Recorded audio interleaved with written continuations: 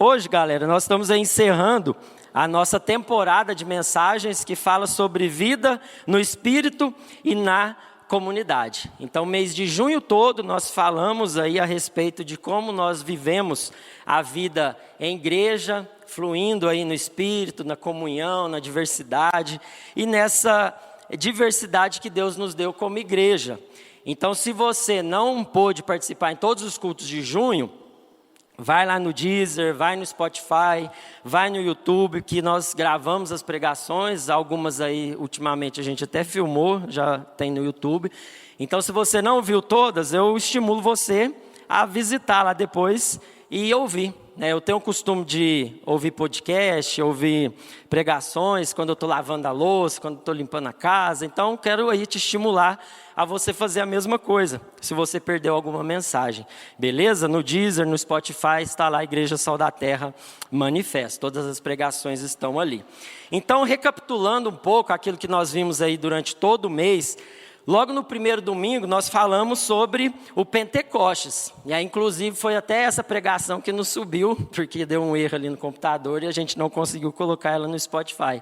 Mas nós falamos sobre o grande dia, o grande evento onde Deus envia a promessa do Espírito Santo sobre a vida ali dos discípulos, que estavam aguardando por esse momento que Jesus havia ali prometido para eles, e também no Antigo Testamento já havia ali a promessa do derramar do Espírito Santo. Então, em Atos 2, isso acontece. E o que nós vimos nesse dia, inclusive foi até eu que preguei, foi que Deus, Ele, diferente de nós, Ele cumpre as suas promessas. Então, nós servimos a um Deus que cumpre as suas promessas e está presente. E nesse dia aqui específico, onde Ele cumpriu a promessa do derramar do Espírito Santo, Ele nos dá esse presente, que é o Espírito Santo. E se não bastasse isso, Ele se faz presente, através do Espírito Santo agora habitando em nós e estando presente em nós e através de nós, todos aqueles que o receberem como Senhor e Salvador das suas vidas. Diferente de nós, que muitas vezes prometemos muitas coisas e não cumprimos, Deus, Ele sempre cumpre aquilo que Ele promete. E diferente do ser humano também, que muitas vezes nós damos um presente, para compensar a nossa falta de presença, principalmente para quem tem filhos, muitas vezes a gente quer compensar uma viagem que a gente fica fora muito tempo, ou às vezes na correria do dia a dia a gente não tem tanta interação, e aí a gente vai lá, passa numa loja, compra um presente e dá para a criança brincar, como se ela sozinha pudesse extrair todo o valor da presença do pai e da mãe ali naquele momento. Então Deus, Ele além de dar o presente, o seu Espírito Santo, Ele se faz presente. Então o Espírito Santo agora nos invade, nos enche o nosso ser habitando em nós. E nesse dia os discípulos ali, eles são revestidos de poder para cumprir essa grande comissão, essa grande tarefa que Jesus havia dado para eles. Que é vão, preguem o Evangelho, façam discípulos de todos os povos, línguas, nações, batizando em nome do Pai, do Filho e do Espírito Santo. Aqueles discípulos que antes estavam amedrontados e trancados dentro de um quarto, com medo de morrer, com medo de ser preso, agora com o poder do alto, sendo revestidos eles agora saem e anunciam as boas novas. Então essa missão que Jesus tinha dado para eles, de anunciar, de pregar e de falar sobre o Evangelho, era uma missão impossível. Humanamente era uma missão impossível. Porque como nós vimos, o contexto da época era de perseguição, era de medo, era um tempo onde eles não poderiam falar abertamente a respeito da sua fé, porque eles poderiam ser presos e mortos, assim como foi Jesus, mas ao mesmo tempo eles já haviam visto Jesus ressuscitado. Mas ao mesmo tempo ainda não havia sido enviado o poder do alto. E eles estavam amedrontados. Então, meus irmãos, o poder que nós precisamos para cumprir a grande comissão de Jesus não vem de nós mesmos. Não são das nossas habilidades, não é da nossa própria força, mas é o poder espiritual do Espírito Santo de Deus. Porque a tarefa que nós temos, galera, ela é impossível. De anunciar, de pregar, é de você ressuscitar mortos, mas não pelo seu poder, mas pelo poder do Espírito Santo. Pessoas que estão mortas espiritualmente agora através do Evangelho revelado através da sua vida, eles podem encontrar a vida eterna. Mas isso não vai ser pela nossa oratória, pela nossa eloquência, pelos nossos argumentos, mas vai ser pelo poder do Espírito Santo de Deus. Então Ele já nos revestiu desse poder. No outro domingo nós falamos aí a respeito da vida compartilhada. Aí nós entramos um pouco na vida da igreja primitiva ali de Atos, que nasce simples, que nasce relacional, mas que ao mesmo tempo nasce profunda nas suas relações. Aonde eles se dispunham de tudo para ajudar os outros, aonde eles estavam sempre unidos, compartilhando as refeições, andando junto, em singeleza de coração. E aí foi até o Ari que pregou, né? A gente viu que não dá para ser crente de home office, galera. Não dá para ser cristão apenas assistindo pregação de YouTube. Não dá para ser cristão apenas ouvindo podcast em casa, no quarto, de boa. Com a igreja primitiva, a gente entende que para ser cristão de verdade, nós precisamos estar inseridos na comunidade da fé. Porque é no meio da igreja onde nós crescemos. É no meio do corpo de Cristo que nós vamos sendo transformados conforme a sua imagem. É olhando para os irmãos, é tendo as dificuldades, é pensando como nós podemos aí falar sobre o amor de Cristo de uma forma mais eficaz, que nós vamos sendo transformados segundo a semelhança de Jesus. Então não dá para ser cristão à distância. Não dá para ser cristão de home office. Essa foi a grande lição. E na semana passada, nós vimos como que os dons de Deus são derramados aí sobre todos aqueles que confessam Cristo Jesus como seu Senhor. Nós vimos que somos diferentes e ao mesmo tempo somos todos necessários na comunidade da fé. Deus, além de derramar o seu Espírito Santo, Ele distribui diferentes dons. Então você que está sentado aí, por mais que você não perceba, ou às vezes identifique algum dom, Deus derramou sobre a sua vida um dom específico para que você possa compartilhar e viver isso na comunidade. Esses dons servem para quê? Para edificar, para construir a igreja de Cristo. Porque ela é diversa, ela é plural, mas ao mesmo tempo unida em um mesmo propósito. E esse é o grande desafio, como que nós vamos equalizar essas diferenças, vivendo no mesmo ambiente, mas ao mesmo tempo seguindo no mesmo propósito. Na empresa que você trabalha, eles trabalham dessa lógica, mas lá o mecanismo utilizado é diferente, né? Se você não se engajar, se você não participar, se você não entregar, se você não bater as suas metas, se você não vender, você é mandado embora. Então, instintivamente, no modo de sobrevivência, você dá o seu melhor ali porque o seu emprego está em jogo. Mas na igreja é um pouco diferente, porque aqui ninguém é obrigado a fazer nada, porque nós não pagamos um salário, você não é dependente da comunidade. Ou seja, você precisa se engajar com o seu dom, com o seu talento, entendendo que Deus nos chamou para cumprir um propósito. Que você faz, que você entrega, porque você já recebeu tudo que você precisava da parte de Deus. Não é por barganha, não é por medo, não é por religiosidade, mas é porque agora você entendeu o seu propósito. E aí você trabalha junto com seus irmãos, diferentes, mas cada um sendo necessário. Ninguém é dispensável.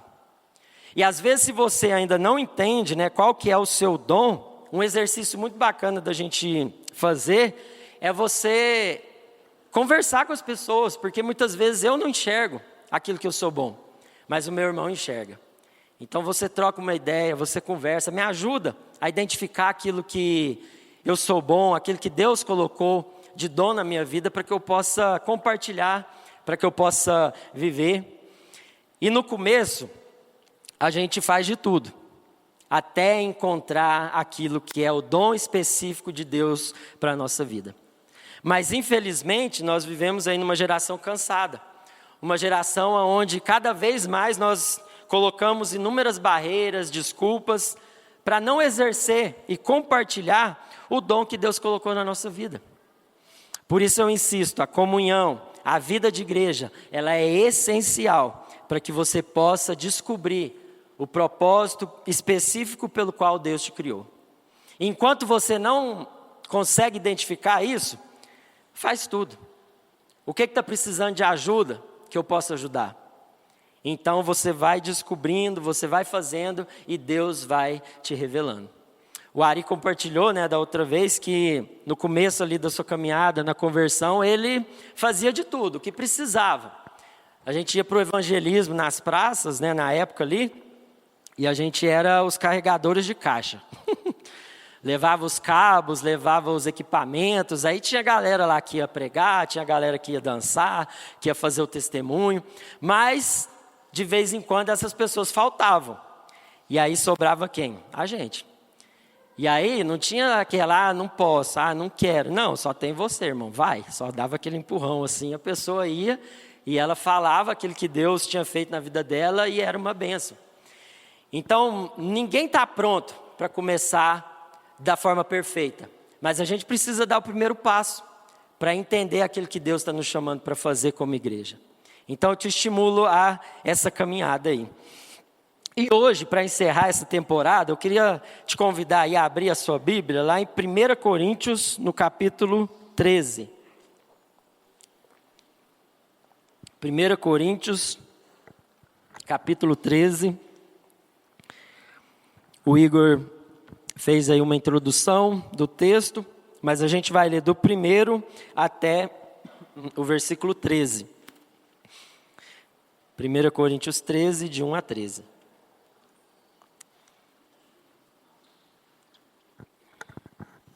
Eu vou ler na versão NVT. Diz assim, se eu falasse a língua dos homens e dos anjos, mas não tivesse amor, seria como um sino que ressoa ou um símbolo que retine. Se eu tivesse o dom de profecias, se entendesse todos os mistérios de Deus e tivesse todo o conhecimento, e tivesse uma fé que me permitisse mover montanhas, mas não tivesse amor, eu nada seria. Se desse tudo que tenho aos pobres e até entregasse meu corpo para ser queimado, e não tivesse amor, de nada me adiantaria. O amor é paciente e bondoso. O amor não é ciumento nem presunçoso, não é orgulhoso nem grosseiro, não exige que as coisas sejam à sua maneira, não é irritável nem rancoroso, não se alegra com a injustiça, mas sim com a verdade. O amor nunca desiste, nunca perde a fé, sempre tem esperança e sempre se mantém firme. Um dia, profecia, línguas e conhecimento desaparecerão e cessarão, mas o amor durará para sempre. Agora, nosso conhecimento é parcial e incompleto, e até mesmo o dom da profecia revela apenas uma parte do todo.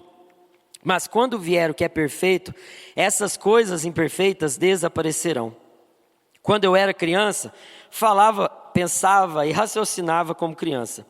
Mas quando me tornei homem, deixei para trás as coisas de criança. Agora vemos de modo imperfeito, como um reflexo no espelho. Mas então veremos tudo face a face. Tudo que sei agora é parcial e incompleto, mas conhecerei tudo plenamente, assim como Deus já me conhece plenamente. 3 coisas, na verdade, permanecerão: a fé, a esperança e o amor. E a maior delas é o amor. Feche seus olhos aí, vamos orar mais uma vez. Senhor Deus, obrigado por essa palavra, Pai. Que o Espírito Santo venha iluminar o nosso entendimento para que nós possamos entendê-la, Senhor Deus, de uma maneira que não haja dúvidas, Deus, de quem o Senhor é. Pai, que o Teu Espírito Santo também transforme o nosso coração, Pai, para que isso gere uma nova fome, uma nova sede, para que isso, Senhor Deus, transforme os nossos desejos, Pai, no nosso interior, Deus, no nome de Jesus, Pai. Que o Senhor aqueça o nosso coração para que essa palavra transforme, Senhor Deus, o nosso interior, Pai. E que o Senhor nos dê, Pai, tudo aquilo que é necessário para colocá-la em prática. Que ela não fique apenas no campo da ideia, do pensamento, da filosofia ou da teologia, mas que ela possa, Senhor Deus, também, além de transformar as nossas emoções, que ela atinja a nossa vida cotidiana, ordinária e prática, Senhor Deus, a partir do momento em que a gente sair daqui, Pai. No nome de Jesus, nós oramos e nós agradecemos. Amém. Amém. Galera, então hoje nós encerramos toda essa dinâmica de vida de igreja. E aqui, fazendo um ponto final, vamos falar assim, mas não é tão final assim, porque isso continua, isso vai além desses 4 domingos que nós abordamos aí. Vamos falar aqui a respeito do amor. E esse texto especificamente, ele é muito usado para casamento. Às vezes, se você é casado aí, pode ter até sido o versículo do seu casamento. No meu não foi. Mas de muitas pessoas pode ter sido. Um versículo que fala a respeito do verdadeiro amor. O amor de Deus. E é esse amor que nós devemos imitar. É esse amor que nós devemos viver. E é esse amor que nós devemos praticar. Mas especificamente hoje, eu queria fazer uma abordagem um pouco mais direta no contexto da nossa vida como igreja, da nossa vida em comunidade de fé cristã. Porque Paulo aqui, ele vai mostrar a verdadeira essência do amor. Paulo aqui, ele vai fazer aí um raio-x da verdadeira motivação que deve permear as nossas atividades, a nossa vida, o nosso trato, a nossa forma de falar com as pessoas. Paulo aqui, ele vai fazer, e ele vai, através aí da revelação de Deus, dizer especificamente o que de fato é amor. Porque é necessário a gente entender de fato o que é amor, porque hoje o mundo fala N coisas a respeito do que é o amor. E muito provavelmente você já deve ter ouvido, ou até mesmo se relacionado de forma amorosa, através de uma lente distorcida, através de um conceito errado que o mundo e que a sociedade fala a respeito do que é o amor. E dentro desse contexto, eu queria aqui dar ênfase apenas em 3 pontos, pegando como base aí esses 13 versículos. E o primeiro deles é que fazer com a motivação errada é perca de tempo. Isso a gente vai ver ali no versículo 1 ao versículo 3, onde Paulo vai falar a respeito de atividades, de coisas que as pessoas podem fazer, mas que se não tiver amor, de nada adianta. Então, a primeira coisa que a gente tem que entender a respeito do amor é que se a gente fizer com a motivação errada, é perca de tempo. Se aquilo que você tem feito para Deus, para as pessoas, para a comunidade, seja lá qual contexto você estiver, se não estiver motivado pelo amor de Deus, você está perdendo o seu tempo. Porque Deus, ele não está muito preocupado com aquilo que fazemos especificamente. Com as nossas atividades, com as nossas agendas, com as nossas programações, que inclusive aqui no manifesto é bem enxuta, né? Mas Deus não está preocupado muito com as nossas agendas, com aquilo que a gente faz. Apesar de isso ser parte da vida da igreja. Porque tem que ter algo intencional para a gente se encontrar.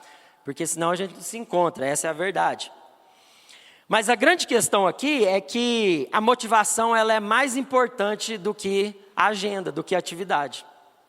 Porque não adianta nada a gente fazer inúmeras atividades, inúmeras agendas, se a motivação pelo qual nós estamos fazendo aquilo não é o amor de Deus. Por isso ele vai trazer aqui alguns exemplos, e ele chega ao extremo de falar que você pode até entregar o seu próprio corpo para ser queimado, mas se isso não tiver amor, de nada adianta. Olha a gravidade disso.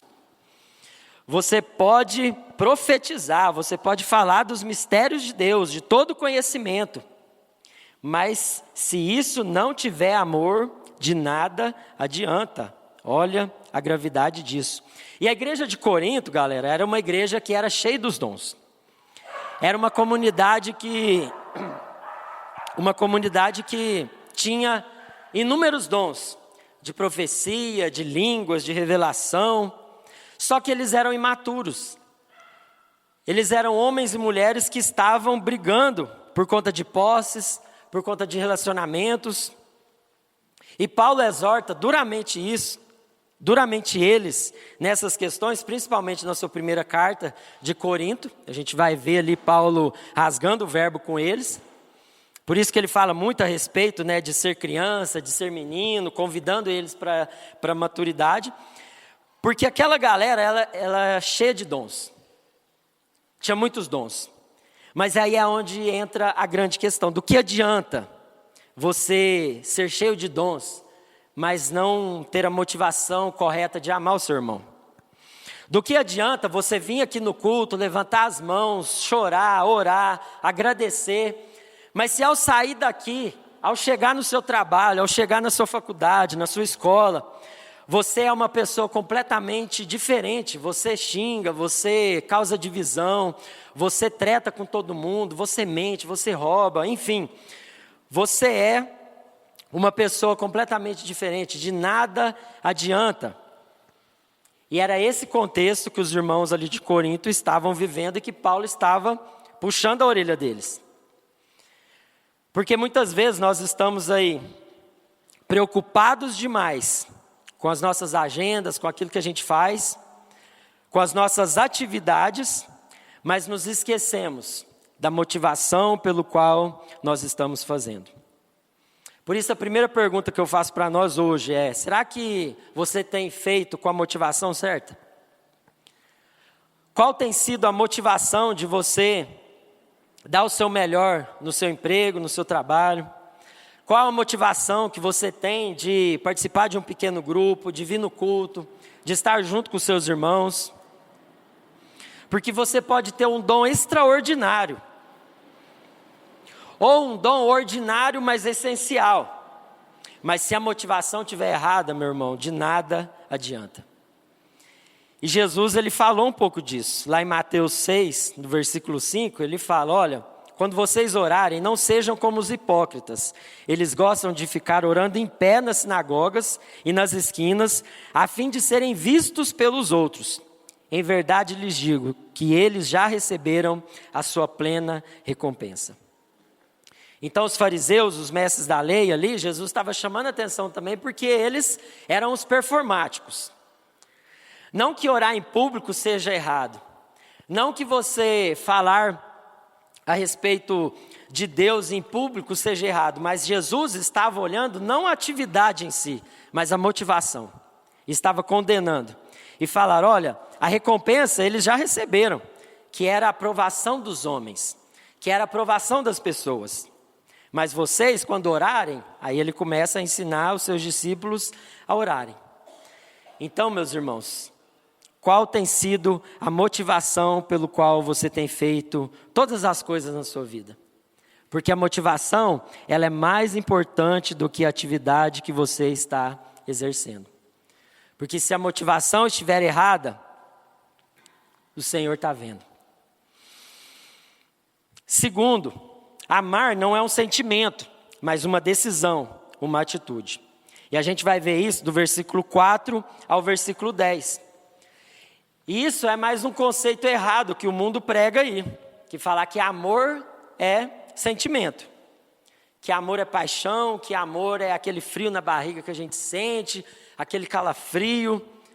Mas amor, segundo a palavra de Deus, não é sentimento, mas é uma atitude, é uma decisão. E aqui Deus está definindo as características do verdadeiro amor, que não tem nada a ver com o sentimentalismo, com as emoções que o mundo prega.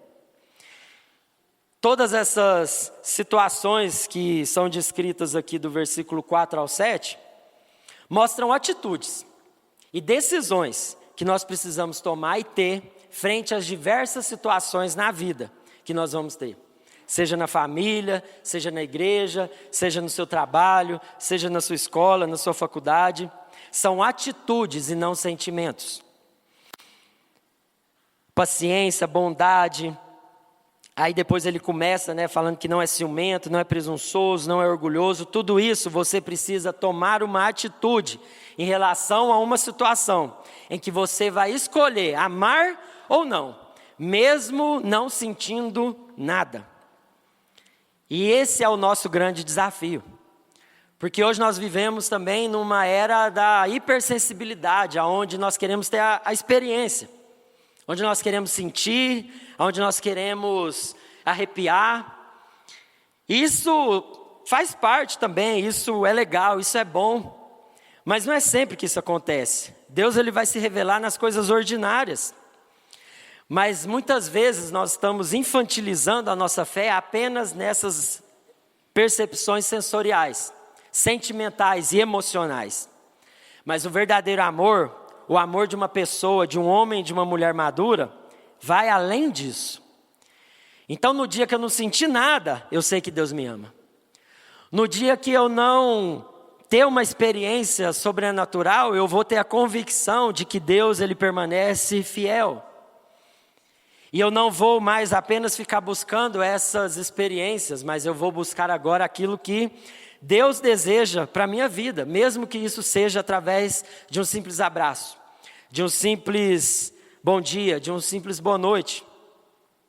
Mesmo que isso seja através de coisas ordinárias, da palavra, da oração e da comunhão. E lá em Filipenses 2, no versículo 5 ao 8, diz assim, ó: tenham a mesma atitude demonstrada por Cristo Jesus.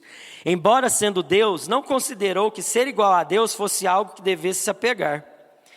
Em vez disso, esvaziou-se a si mesmo, assumindo a posição de escravo e nasceu como ser humano.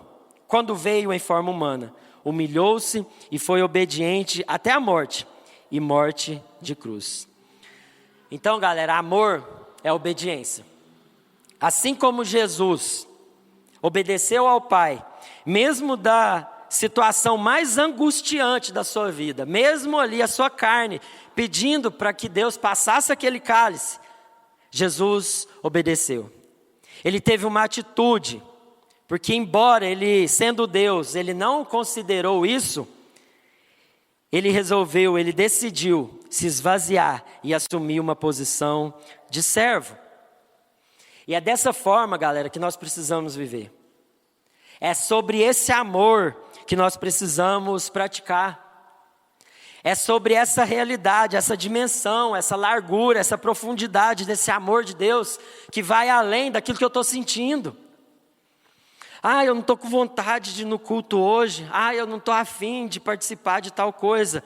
Beleza, muitas vezes a gente realmente não vai estar, mas quem diz que nós somos guiados por aquilo que nós sentimos? O verdadeiro cristão, o verdadeiro homem, mulher de Deus que entendeu quem ele é em Jesus, quem ele é em Deus, ele não é guiado pelo seu sentimento, mas ele é guiado pela sua convicção. Então ele vai mesmo sem estar querendo. Ele vai mesmo sem estar afim, porque ele sabe que na comunhão dos santos Deus ordena a bênção. Que se você ficar sozinho, isolado na sua casa, é bem pior. Mas quando você quebra essa barreira de você ter a validação da sua vontade, do seu gosto, do seu sentimento, você começa a experimentar o sobrenatural de Deus. Você começa a viver algo que você só experimenta se você coloca o pé na água. Você só experimenta se você entende que amar a Deus independe da sua vontade, do seu sentimento ou das suas emoções. Como você tem demonstrado esse amor? Como você e eu estamos vivendo esse amor? Só quando está confortável? Só quando eu quero? Só quando eu estou afim? Então isso é um amor do mundo. É um amor baseado no meu sentimento, na minha vontade, no meu desejo. Mas se você tem escolhido amar, independentemente das circunstâncias, das suas emoções, dos seus sentimentos, então você entendeu o verdadeiro amor de Deus, porque ele é uma decisão. Assim como Cristo Jesus decidiu nos amar, mesmo a gente merecendo o inferno, mesmo a gente merecendo a condenação eterna, ele morreu por nós, ele entregou a sua vida, porque ele decidiu nos amar. Será que você tem amado as pessoas nesse nível? Entregado o seu melhor, independentemente se aquela pessoa vai te recompensar, vai te reconhecer ou vai te dar o tapinha nas costas? Ou você só ama quando você é agradado? Quando as pessoas fazem aquilo que você quer? como você tem amado, pelo seu sentimento ou fazendo escolhas intencionais, como Deus está nos ensinando aqui. E por fim, o dom que Deus te deu não é o fim, mas é o meio. Do versículo 8 ao versículo 13, a gente vai ver que existem várias formas de Deus revelar o seu amor. Várias maneiras, e aqui ele vai falar a respeito da profecia, a respeito do dom de línguas, do conhecimento, mas ele fala, olha, tudo isso vai desaparecer, tudo isso vai acabar. Tudo isso tem prazo de validade. Os dons que Deus nos deu para edificar a igreja, eles têm um prazo de validade, até que Jesus volte. Aquilo que Deus depositou na sua vida, você vai usar, você vai compartilhar, você vai usufruir, você vai colocar à disposição do reino de Deus para exercitar isso, mas tem um prazo de validade. Isso é um meio que Deus usa para revelar o seu amor. É atividade meio, como a gente viu na conferência que a gente foi 2 semanas atrás. Não é atividade fim. Mas muitas vezes nós estamos focados apenas na atividade meio, pelo qual Deus colocou nas nossas mãos. E nos esquecemos que isso que Deus colocou nas suas mãos para você administrar como dom, como talento, é apenas um meio pelo qual Ele vai usar para revelar o seu amor na vida das pessoas que cruzar no seu caminho. Porque no final não é sobre ser reconhecido, sobre as nossas habilidades. Nossa, olha como fulano canta bem. Nossa, olha como fulano prega bem.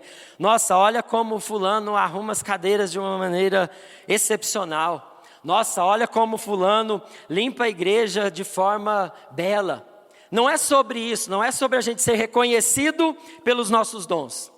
Porque tudo isso, como eu falei, é um meio pelo qual Deus nos usa para que as pessoas possam experimentar do amor dele. Todos os dons são necessários para que o amor de Deus seja revelado. Então, quando eu preparo uma pregação, quando você ensaia, quando você estuda, quando você ajuda de alguma forma na vida da igreja, você tem que entender que isso é apenas um meio pelo qual você vai servir as pessoas e revelar o amor de Deus.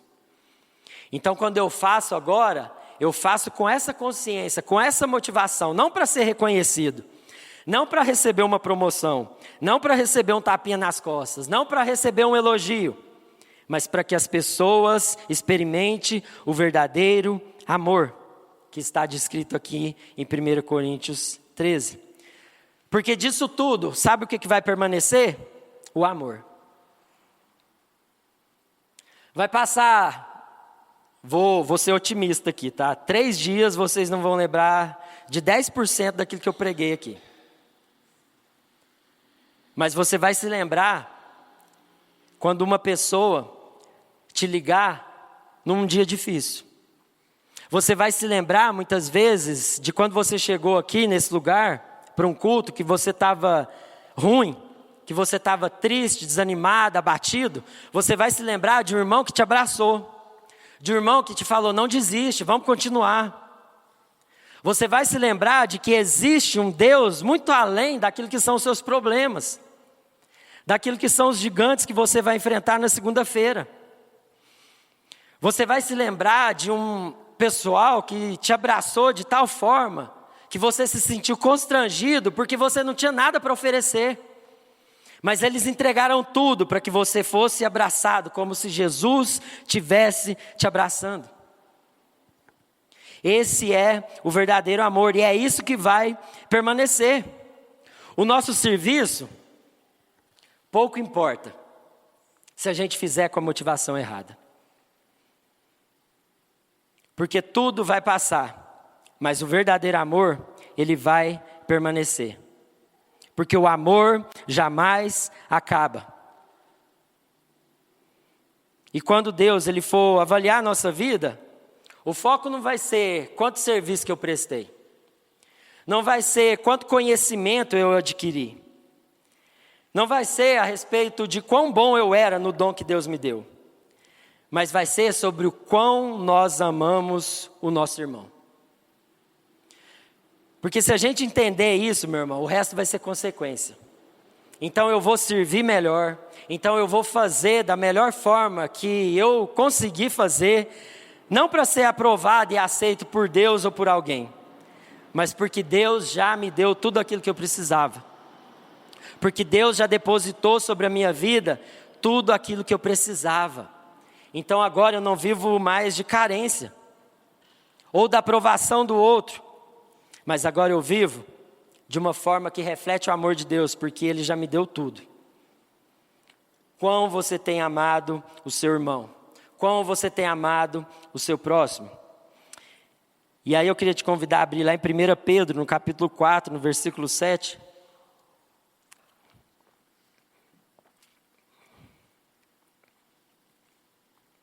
Primeira Pedro, capítulo 4, versículo 7 ao versículo 11.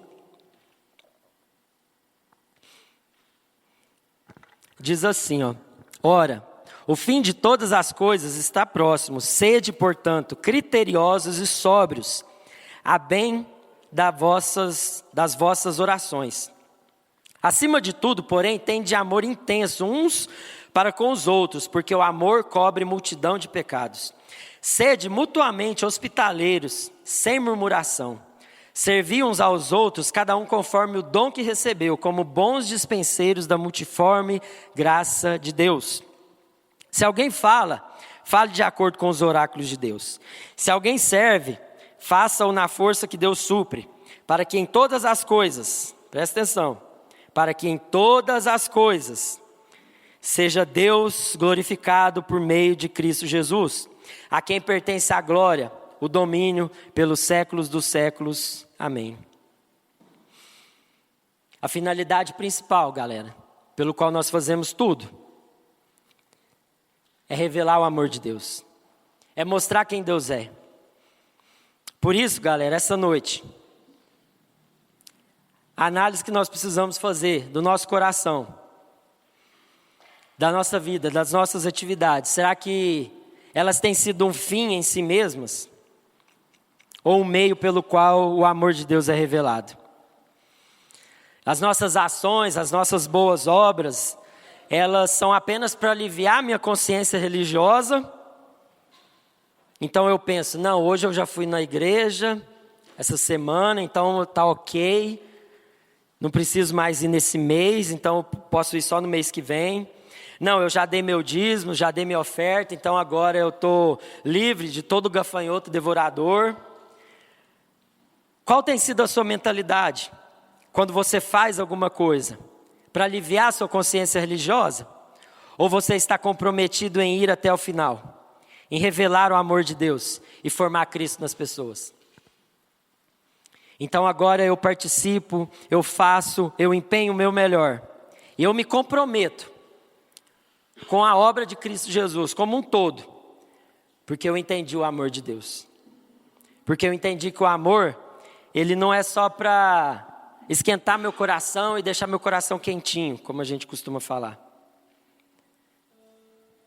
Mas é para que isso flua de dentro para fora. Para que isso atinja as pessoas que estão próximas de você. E quando a gente entende isso, a gente escolhe amar. A gente escolhe perdoar, mesmo quando a outra pessoa não merece. Assim como Cristo nos perdoou. A gente escolhe ter paciência com o outro, mesmo quando o outro ultrapassa os limites estabelecidos. A gente decide esperar, porque o amor de Deus, Ele tudo espera, Ele tudo suporta, Ele tudo crê. A gente recebe as pessoas na nossa casa, no PG, nas viagens, nos momentos de comunhão, sem reclamação, sem murmuração, como a gente leu aqui. A gente dá carona para o irmão, mesmo quando precisamos desviar a rota e sair do trajeto que a gente ia direto para casa. A gente ama o irmão, Não por aquilo que Ele pode me dar de volta. Não por aquilo que Ele pode me oferecer. Mas porque eu já recebi tudo de Deus. E agora eu preciso compartilhar. É você mandar uma mensagem, é você ligar, é você se importar e se interessar pelo outro, mesmo ele não sendo agradável, mesmo ele não sendo a pessoa mais legal do mundo. Porque amar os nossos amigos, até o nosso inimigo ama. Até a pessoa que não é cristã, ela ama. Ela se importa, ela se interessa. Mas o grande desafio da vida cristã e do amor de Jesus é amar os nossos inimigos. É amar aquela pessoa chata do nosso trabalho. É amar aquela pessoa que nos importuna, que pega no nosso pé. É amar aquela pessoa que muitas vezes nos tira do sério. Mas agora eu decidi amar, porque o amor, ele é paciente, ele é bondoso. Ele não é ciumento nem presunçoso. Ele não é orgulhoso, ele não é grosseiro. Ele não exige que as coisas sejam feitas à sua maneira. Ele não é irritável, ele não é rancoroso.